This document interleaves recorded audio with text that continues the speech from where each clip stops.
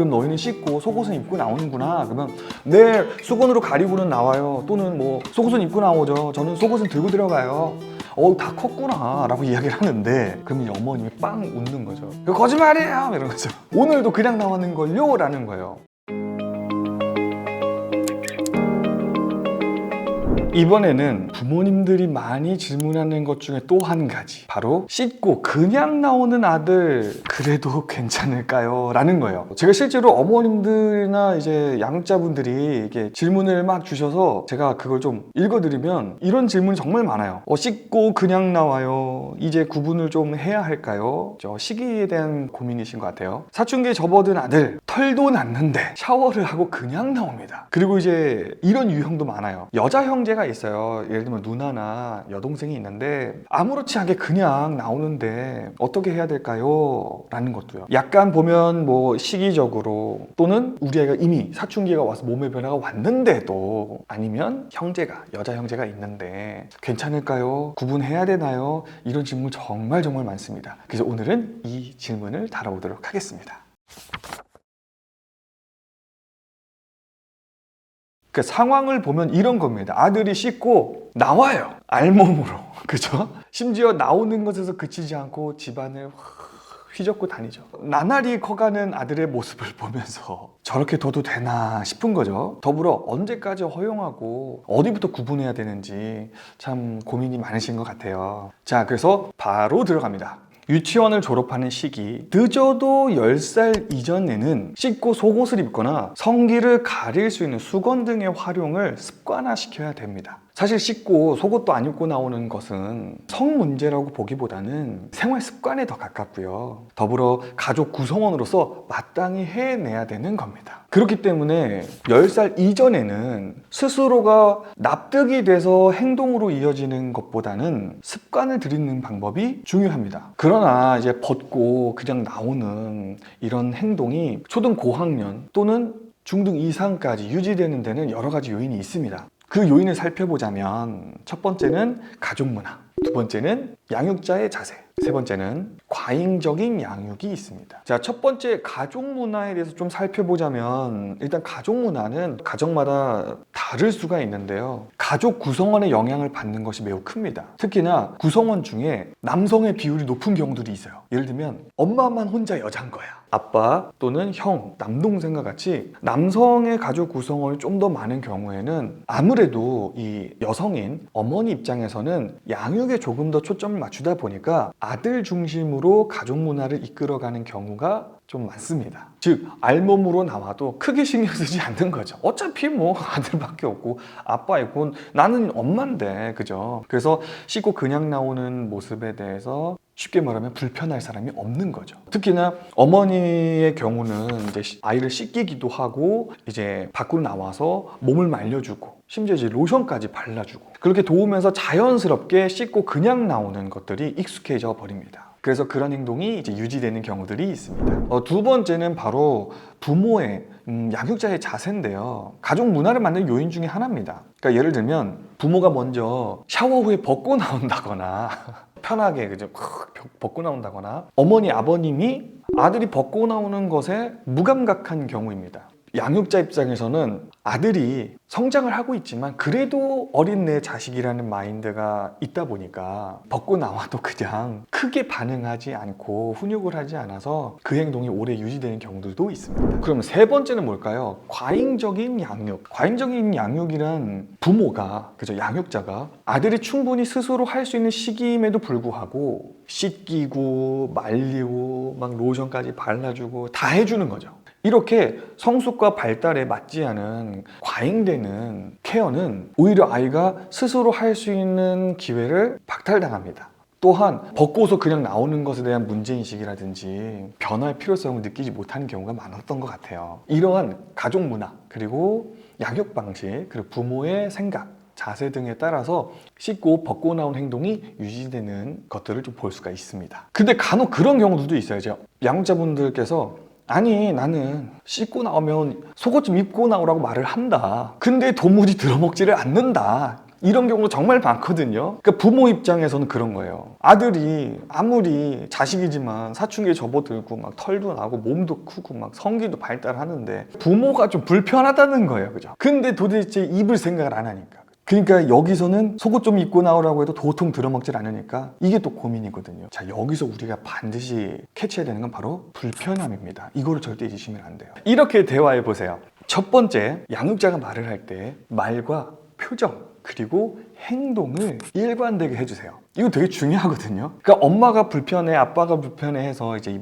이야기를 하죠. 아들, 속옷 좀 입고 나와. 또는 아들 꽃 줘보래요. 또는 야, 부끄럽지도 않냐? 그죠? 뭐 이렇게 얘기하시는 경우들이 있어요. 아, 속옷 좀 입고 나와. 불편해 죽겠어. 아, 저리 가. 그죠? 이렇게 하는 경우들이 있는데 이때 부모의 말과 표정, 행동을 좀 살펴보셔야 됩니다. 예를 들면 말은 입고 나와. 불편해. 부끄럽지 않니? 이런 표현인데 표정은 어때요? 웃으면서 말하는 경우들이 많아요. 그러니까 이런 거죠. 좀 불편해서 입고 나왔으면 좋겠지만 그래도 내 아들이니까 좀 저 모습이 좀 어이도 없고 좀 귀엽고 또 웃겨요. 그죠? 그러니까 어머님, 아버님께서 이렇게 웃으면서 얘기를 하는 거죠. 자, 근데 자녀 입장에서는 어떻게 들려요? 그 메시지가 정확하게 들리지가 않아요. 오히려 나를 대하는 부모의 표정과 행동으로 약간 장난스럽게 나의 지금 모습을 장난스럽게 대하는 듯한 느낌을 받게 됩니다. 그럼 결국에는 메시지를 전달하지는 못한다는 거죠. 정말 불편하구나, 가려야 되는구나 라는 것보다는 아, 부끄러워, 왜 그래, 뭐 엄마 변태야,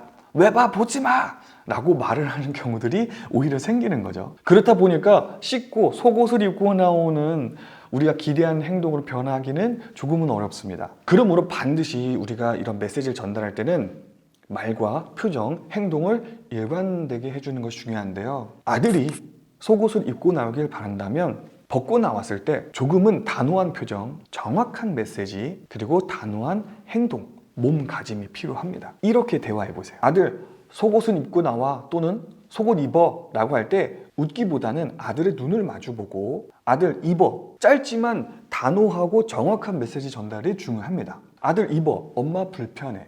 아들 씻고 나올 때는 속옷 입어. 그러니까 너무 이걸 길게 할 필요는 없어요. 짧고 간단하고 명료하게. 그래서 그 다음 그냥 일상을 이제 다루는 거죠. 아들 씻고 나왔어? 속옷 입어. 얼른 밥 먹어. 아니면 들어가서 숙제해. 이렇게 그 메시지를 정확하게 전달하는 말과 표정, 행동을 일관되게 해주시면 좋겠습니다. 두 번째는 그 나이에 맞도록 대해주세요 라는 거예요. 사실 이거 되게 어려운 것 같아요. 어머님, 아버님들께서 좀 오래 품고 키우는 경향이 있다 보니까 이게 말같이 쉽지는 않다고 하지만 그 나이에 대해주는 건 되게 중요합니다. 어떻게 대해야 그 나이로 대해주는 걸까? 가족 문화라는 게 있는데요. 가족 문화에는 자는 문화, 씻는 문화가 있습니다. 특히 이번 주제인 씻고 나오는, 즉 씻는 문화는 또래 간에, 우리 아들이 또래 간에 관찰하기가 좀 어려워요. 그러니까 예를 들면 초등학교 고학년 학생들한테 음료수를 쫙 나눠줍니다. 음료수 마시려고 이제 뚜껑을 탁 따서 먹는데 나만 이걸 못 따고 낑낑 대잖아요. 그러면 눈치를 봅니다. 친구들이 뭐라고 하잖아요. 야, 넌 그것도 못 따냐? 너 그것도 못해? 자, 그러면 이 아이는 어때요? 이 나이에는 이 정도는 해내야 된다라는 생각에 기를 쓰고 해봅니다. 기를 쓰고. 그래서 기를 쓰고 이렇게 딱 따. 자, 그럼 뭐예요? 그 다음 단계 넘어간 거거든요. 결국 그 문제를 해결해내는 다음 단계로 가는 겁니다. 예를 들면 뭐 두발 자전거 타기라든지 아니면 뭐 줄넘기, 구구단 외우기. 어렵거든요. 그리고 그게 아이들의 발달 단계에 따라서 성취할 수 있는 부분들이 있기 때문에 이 두발 자전거나 줄넘기나 구구단 같은 경우는 또래 간의 비교가 되고 하다 보니까 좀 빠르게, 사실 우리도 그렇잖아요. 좀 구구단 했을 때 좀 틀리면 좀 되게 부끄러워하잖아요. 그게 뭐라고, 그죠? 그런 것처럼 해내려고 해야 됩니다.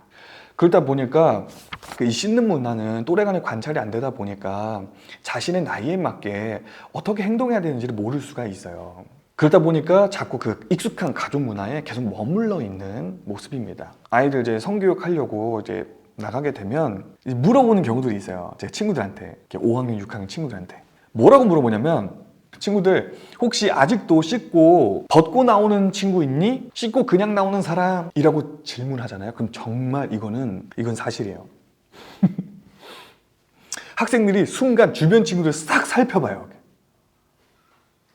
그러다가 친구들이 손을 안 들잖아. 그럼 자기도 안 들어. 막 가만히 있어. 그럼 제가 다시 물어봐요. 그럼 너희는 씻고 속옷은 입고 나오는구나. 그러면 네, 수건으로 가리고는 나와요. 또는 뭐 속옷은 입고 나오죠. 저는 속옷은 들고 들어가요. 별별 말들 다 나오죠. 그럼 저는 인정합니다. 그래, 너희는 그런 거 잘 구분하는구나. 다 컸구나. 라고 이야기를 하는데, 제가 학부모님들, 그 학생들의 학부모님들을 만나면 자녀분들이 씻고 속옷은 입고 나온다던데요. 그러면 어머님이 빵 웃는 거죠. 거짓말이에요! 이런 거죠. 오늘도 그냥 나왔는걸요? 라는 거예요. 여기서 우리가 알 수 있는 게 바로 뭐냐면, 우리가 아이들에게 어떻게 접근해야 되는지 바로 그 나이에 맞게 대해주는 겁니다. 양육자분들은 이렇게 말할 수 있습니다. 아들, 초등학생들은 씻고 속옷 정도는 입고 나온다던데. 그죠? 또래들 간에, 그죠? 관찰이 가능하죠. 아니면은 우리 아이가 지금 뭐 4학년이야, 5학년이야. 그러면 그 다음 학년을 미리 알려주는 거죠. 아들, 한 초등학교 5학년쯤 되면, 6학년쯤 되면 원래 다 속옷은 입고 나와. 뭐 이렇게. 아니면 우리 아들이 서로 영향도 주고받고 잘 지내는 친구들 조금, 소위 말해서 조금 이렇게 팔아먹어도 돼요. 예를 들면, 아들, 엄마가 들어보니까 아들 친구 그 땡땡이 있잖아. 그 땡땡이는 씻고 그냥 안 나오고 속옷은 입고 나온다던데? 라는 거죠. 이것이 가능한 이유가 뭐냐면, 유치원을 지나서 초등학교에 입학하고 나면서부터는 대부분 또래 행동을 따라하려는 이런 동조성이나 주변과 자신을 비교하는 것들이 가능해집니다. 그래서 또래를 적극 활용해 주는 것이 바로 그 나이에 맞게 대해주는 팁이라고 보시면 되겠습니다.